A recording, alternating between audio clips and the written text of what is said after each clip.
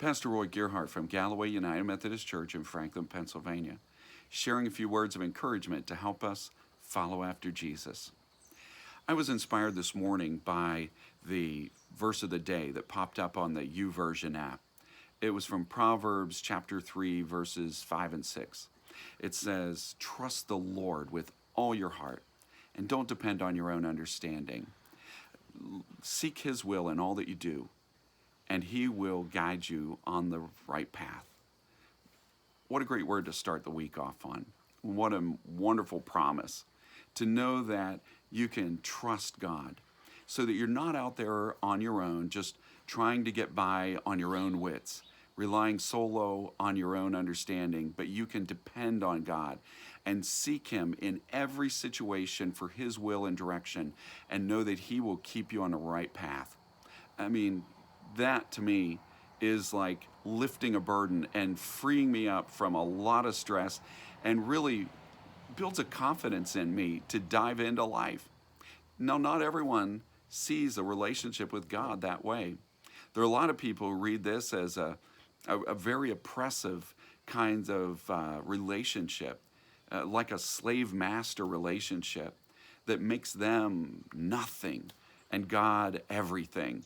To surrender their will to somebody else, to trust someone else to direct their life, just not in the realm of their understanding at all.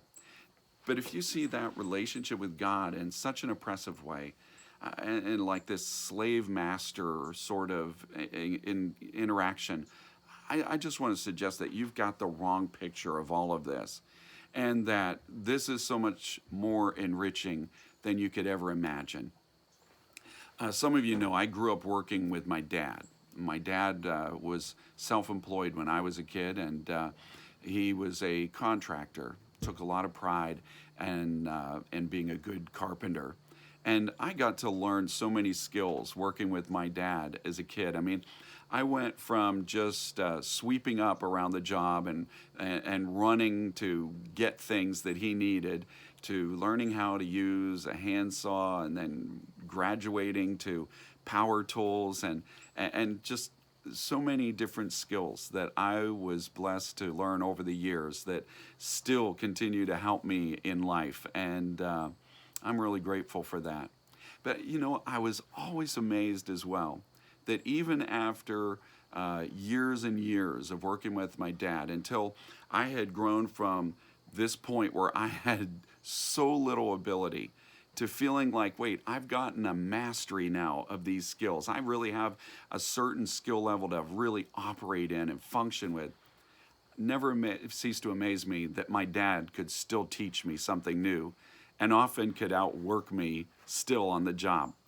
I remember a particular situation where we were putting trim on windows, and I was doing a good job. I could fit the trim up really nicely and be very proud of it.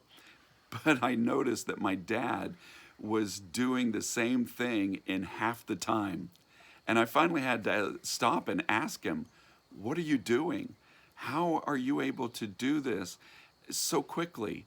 I mean, he did it so fast and so easily that it made it look like I was working really hard to do something that he was making it look easy. And he showed me the process that he was following. And once he directed me into those steps, it was so easy.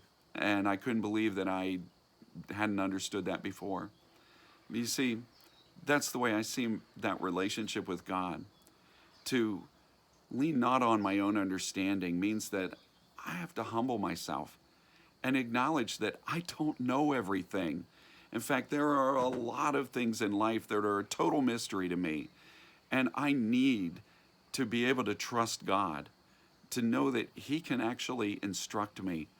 And I trust God so much that I am willing to seek His will and direction in everything that I'm about.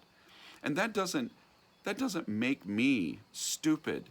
It doesn't diminish me to being some sort of subservient position that makes me nothing. And His instruction in my life doesn't make me more stupidly dependent.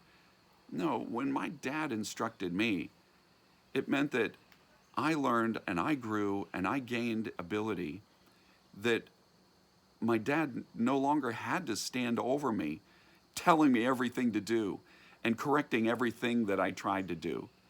Instead, I became more and more free to go about that work with what I had gained from him.